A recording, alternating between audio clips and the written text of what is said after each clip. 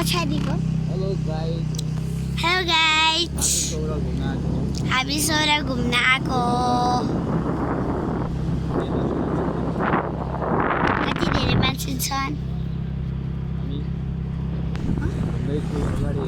हामी घुम्दैछु मैले बाबाले स्कुटी चलाउँदै हुनुहुन्छ बाइक आयो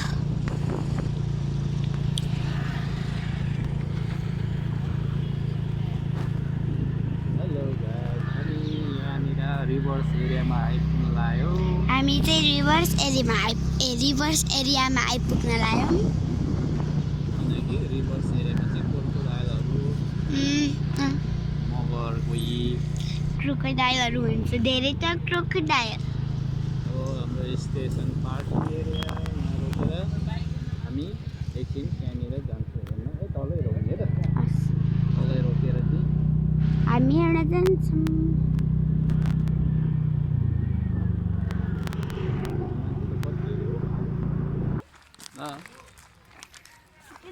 कस्तो राम्रो देखिन्छ सुरुमा त डर लागिरहेको थियो पछि त मजा आयो भाइ हेलो गाइस यहाँ हेर्नु त हामी कहाँ घुम्न आएको रे सौरा कहाँ रे सौरा सौरा अनि के हेऱ्यो हामीले यहाँ सर्पा हेऱ्यौँ अनि क्रोकोडाइल हेऱ्यौँ हात्ती हेऱ्यौँ सब जङ्गली जनावर हेऱ्यौँ अनि राइनो के अरे हात्ती अनि हात्ती अनि राइनो अनि स्नेकहरू सब स्नेक पनि हेरेको कुन चाहिँ स्नेक हेऱ्यो सानो ठुलो त्यो कोब्रा अनि गोमन अनि सानो ठुलो एलोकोन्डा अजिङ्गर पाइथन अनि हामी अहिले कहाँ जाँदैछौँ हामी अहिले अब घरतिर ओके भोक लाग्यो हो साँच्ची हो साँच्ची के खाने त अब त्यसो भए हजुरले खाउने त त्यही हो यता हेर यता हेर हजुरको युट्युब च्यानल छ क्या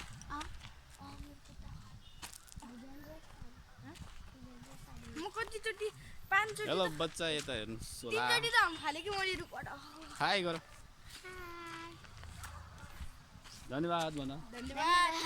अब हामी जाने आफ्नो स्टेसनतिर अब तल गई हेर्नु जाने हो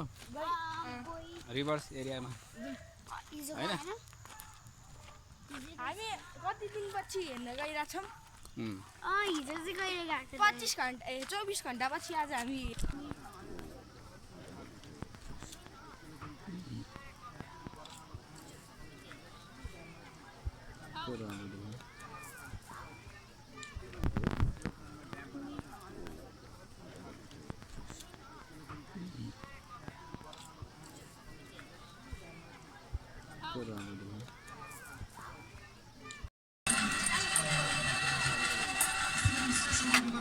एक्सपोर्ट एजुकेसन एन्ड विकास अफिसलाई सम्झन चाहन्छौँ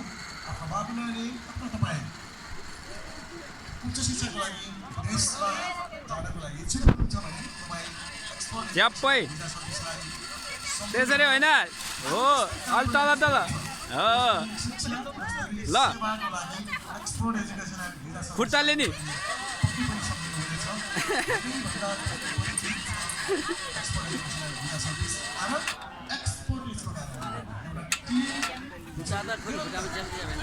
सेवा प्रदान गर्नको लागि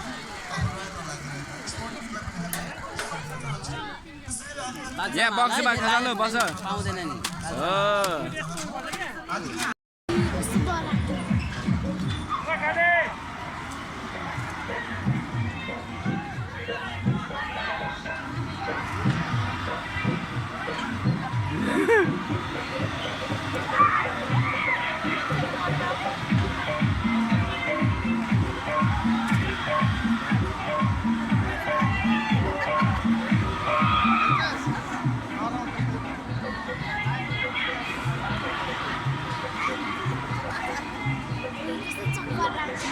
अनि